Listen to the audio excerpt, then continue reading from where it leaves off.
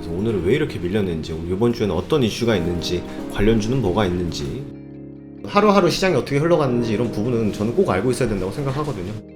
허브리핑 안에 시장의 방향성이 다 있습니다. 이게 되게 중요한 내용이니까 꼭 한번 확인해 보세요. 안녕하세요. 허브경제TV 차우영입니다. 오늘 볼 종목은요, SK바이오사이언스라는 종목을 좀 보도록 하겠습니다. 그 전에 그 허브리핑이라는 영상을 저희가 보내드리고 있거든요.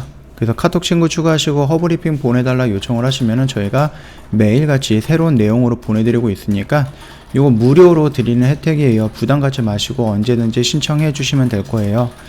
허브리핑 안에는 뭐 시황이라든지 재료 관련해서 저희가 설명을 해놨기 때문에 오늘 시장을 조금 정리해 본다든지 내일 시장을 좀 대비를 해 본다든지 이런 데 활용할 수 있다라고 좀 말씀을 드리도록 하겠습니다. 일단 뭐 오미크론에 대한 호재가 끝났다 뭐 이런 얘기가 나오고 있어요. 그러면서 오늘도 저 한 3%, 4% 가깝게 조금 밀리는 모습이었는데 뭐 이거는 뭐 크게 신경 쓸 필요는 없습니다. 오미크론은 저희가 뭐 예상했던 그런 재료가 아니라 갑자기 나왔던 부분이기 때문에 우리는 기다리고 있는 재료, 노바백스라든지 자체 백신이라든지 이 정도만 기다리고 있으면 된다라고 좀 말씀을 드리겠고요. 결국 노바백스가 생산이 된다라고 했을 때 그 생산되는 매출액을 우리가 기다리고 있는 거죠. 실적이라든지. 그래서 내년 정도가 된다라고 하면 아스트라제네카와 계약이 더 이상 진행이 안 될 거예요. 그러면은 노바백스 하나만 남는데 뭐 상관은 없습니다. 노바백스 뭐 물량을 더 늘리면서 라인을 추가를 할 수도 있고요.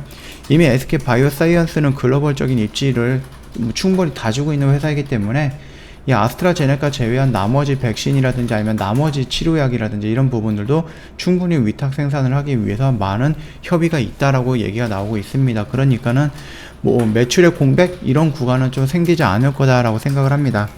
그리고 노바백스 같은 경우도 지지난달 이미 WHO라든지 영국, 유럽, 뭐 캐나다라든지 뉴질랜드 등등의 우리나라도 마찬가지고 긴급 사용 승인 신청을 했죠. 지금 심사를 하고 있는데 이 오미크론이 등장으로 노바백스의 승인이 좀 더 빨라질 수 있다라는 긍정적인 부분도 우리가 좀 참고를 해봐야 될 것 같습니다. 일단은 오미크론이라는 그 백신은 아니죠. 이 바이러스가 델타보다는 좀 전염병 전파되는 속도가 굉장히 빠르다라고 하는데 그렇다라고 해서 이게 뭐 굉장히 뭐 치명적이거나 그러지는 않는 것 같아요. 물론 아직까지 한 일주일 정도의 시간은 더 필요할 것 같아요. 그래야지 어느 정도 데이터가 나올 거고 그 부분에 따라서 우리가 오미크론을 어떻게 판단을 할 것인가 그런 부분이었고 일단 변종이 나온다라는 것은 결국은 누군가가 뭐 코로나에 걸렸고 그 코로나가 그 사람의 유전자라든지 그 사람이 갖고 있었던 질병과 병합해서 새로운 게 나온다라는 얘기거든요. 그러니까 지금 글로벌적으로 좀 못 사는 나라에서 변종이 계속해서 나오고 있고 좀 접종률이 좀 높은 뭐 고소득 국가에서는 변이가 잘 나오지는 않고 있거든요. 그렇기 때문에 이거는 뭐 국가별 종식은 안 된다라고 하죠. 예전부터 말씀을 드렸지만 전 세계에서 모든 나라들의 접종률이 골고루 올라가는 모습이 나타나야지 변이 바이러스가 나온다라고 했을 때 그것도 우리가 조금 손쉽게 대응할 수 있다라는 겁니다. 그렇기 때문에 백신 같은 경우도 선택적 백신이 아니라 보편적 백신으로 진행을 해야 된다라는 그런 뭐 얘기가 나오고 있어요. 근데 반대는 아니죠. 이 오미크론이라는 그 부분이 어떻게 보면은 뭐 델타 바이러스보다 전파력이 높으니까 굉장히 위험한 바이러스다라고 얘기하시는 분들도 있는데 어떤 전문가 집단은 이게 이제 거의 이제 그동안에 지구상에 나왔던 백신들이 소멸해 나가는 과정 중에 하나가 이 부분이다라고 합니다. 오미크론이다라고 합니다. 그러면서 코로나 종식에 나름 좀 낙관적인 부분을 좀 보여주고 있다라고 하는데요.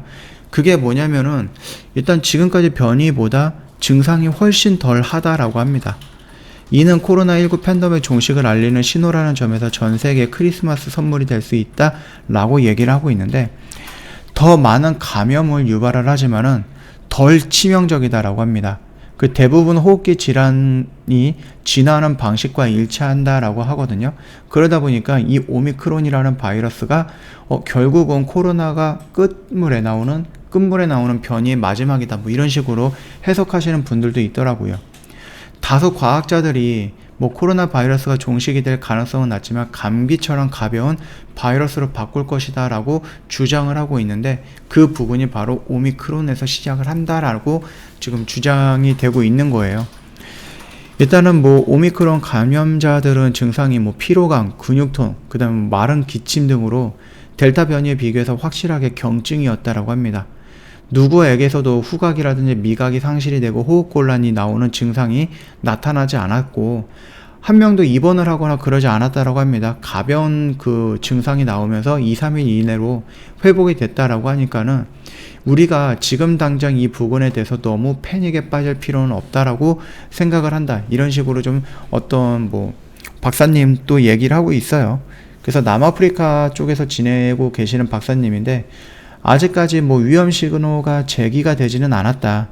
뭐 32개의 스파이크 단백질 감염을 일으키는 경로는 대부분 호흡기 바이러스가 진화하는 방식과 일치한 거고, 기존 코로나 백신이 오미크론 변이 감염과 중증을 예방하는 효과를 가지고 있다. 뭐 이런 식으로 얘기가 나오고 있습니다. 그렇기 때문에 이 오미크론이 마지막에 나오는 변종이다라고 했을 때에는 백신 회사라든지 아니면 치료제 회사의 입장으로서는 어떻게 보면은 살짝 좀 부정적으로 좀 비춰질 수도 있습니다. 이런 바이러스를 많이 참고를 하고 조금 강력한 바이러스가 나와야지 이런 것들을 만드는 회사들이 조금 수익을 낼 수 있지 않을까 이렇게 좀 보고 있는데, 자, 일단은 그럼에도 불구하고 아직까지 결론이 난 거는 없어요. 그냥 전파력은 높고 치명률은 낮다, 이 정도까지지 어떻게 될지는 모릅니다. 지금 오미크론의 전파율이 그 델타 바이러스보다 2배에서 5배 정도 높다라고 하니까는 어마어마하게 빠르게 전파가 되면서 우세종이 될 가능성도 있다랍니다. 이미 6대6 다 들어가 있다라고 합니다, 오미크론이.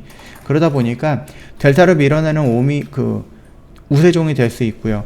그러면은 델타 바이러스에 필요한 또는 그 기존에 있었던 백신, 그 코로나에 필요한 백신이 오미크론에는 맞지 않을 수도 있다라고 하니까는 그거를 업데이트하는 부분, 업그레이드하는 부분들이 필요할 수 있다. 그래서 노바백스가 나중에 나오고 있기 때문에 그 부분들도 충분히 어느 정도 대응할 수 있는 시간적인 여유는 있을 거고, SK 바이오사이언스에서 자체 백신으로 만들고 있는 백신 역시도 충분히 그 정도는 어느 정도 좀 대응을 할 수 있지 않을까 이렇게 생각을 하고 있는데, 일단은 노바백스 같은 경우는 WHO라든지 좀 승인이 먼저 나와야 될 것 같아요. 물론 이 오미크론에 대해서 지금 작업을 하고 있습니다. 어느 정도 효과의 백신이 있을 것인가, 백신의 효과가 있을 것인가라고 작업은 하고 있는데, 아직까지 시간적인 여유가 한 일주일에서 2주일 정도 필요하다라고 하고요.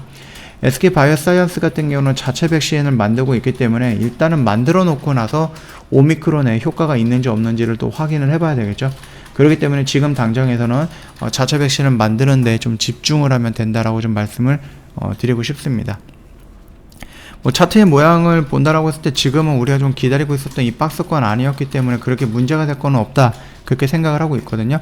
나름 좀 기대하는 모습에 연출이 됐고요. 그 다음에 요 라인들을 형성하면서 여기를 돌파하는 양봉의 모습이 나왔기 때문에 밀리더라도 뭐 큼지막하게 밀리거나 그러진 않고, 이 뭐 박스권 중단 요 정도쯤에서 어느 정도 조정이 나오면서 이런 식으로 요 고점을 돌파하는 모습이 연출이 되지 않을까라고 생각을 합니다.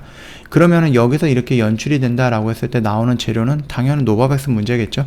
그 부분이 승인이 됐다라는 이슈와 함께 전 고점 라인을 돌파하는 양봉이 형성이 될 거고, 여기서 조정을 받고 나서 다시 한번 움직였을 때에는 아무래도 이 노바백스 위탁 생산을 하면서 우리가 기대할 수 있는 실적이라든지 아니면은 임상 3상이 긍정적으로 나올 것 같다, 긍정적인 효과를 보인다, 긍정적인 뭐 안정성을 보인다라면서, 아직 뭐 결과가 나오기 전에 이미 시장에서 조금 소식이라든지 이런 것들이 좀 돌지 않을까요? 좀 긍정적인 멘트들이 나온다라고 했을 때 그 기대감에 의해서 돌파하면서 전 고점 영역까지 돌파하는 모습이 연출이 되지 않을까라고 생각을 합니다. 그러다 보니까는 아직까지 남아있는 재료, 그거는 좀 꾸준하게 지켜봐야 될 것 같고요. 급작스럽게 이런 식으로 급등의 영역을 가기보다는 충분히 올라가고 조정받고 소식을 받고 또다시 올라가고 또 조정받고 그 다음에 또 새로운 뉴스를 받고 또 올라가는 이런 방식으로 좀 계단식으로 천천히 움직이지 않을까. 그래서 내년 뭐 1분기 길면은 2분기 이 정도가 된다라고 하면은 SK 바이오사이언스의 뭐 재료는 어느 정도 다 끝나가는 모습이 나올 것이다, 그렇게 생각을 하고 있습니다. 너무 급하게 보실 필요는 없고요. 그렇다라고 해서 뭐 코로나가 당장 다음 달에 종식된다 이런 것도 아니기 때문에 백신은 계속해서 필요한 부분이고, 결국은 전 세계적으로 그 백신 접종률을 본다라고 하면 아직까지 한참 남았습니다. 우리나라도 90%를 못 넘었고 아프리카 같은 경우는 10%를 못 넘은 나라가 굉장히 많아요. 그러니까 전 세계적으로 전 인구의 반 이상이 백신에 접종해서 아직까지는 뭐 이렇게 성공률이 높거나 접종률이 높거나 그러지는 못하다라는 거니까 아직까지 백신은 계속해서 필요할 거고, 말 그대로 우리가 독감 백신을 매년 맞는 것처럼 이 코로나 백신도 매년 맞아야 되는 부분이다 라고 생각을 하면은 여전히 시장에서 먹을 수 있는 부분은 굉장히 크다, 이렇게 좀 정리하면 될 것 같고요. 11월 매매 결산 보면서 마무리 진행하도록 하겠습니다.